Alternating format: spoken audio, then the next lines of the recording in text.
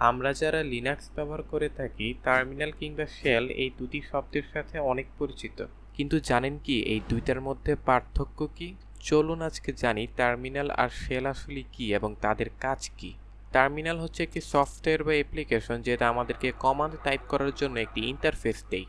ধরুন লিনাক্সে আপনি একটি টার্মিনাল ওপেন করতে পারলেন এবং সেইখানে অনেক ধরনের কমান্ড দিতে পারলেন। এই টার্মিনাল কিন্তু নিজে কোনো কমান্ড বুঝে না, সে শুধু ইনপুট নেয় এবং আউটপুট দেখায়।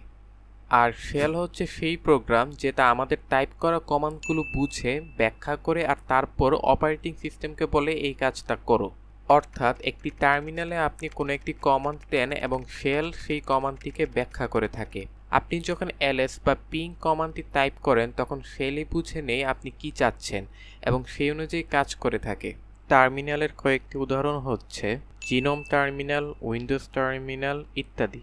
আবার শেলের কিছু উদাহরণ হচ্ছে ব্যাশ, ফিশ, sh, পাওয়ারশেল ইত্যাদি।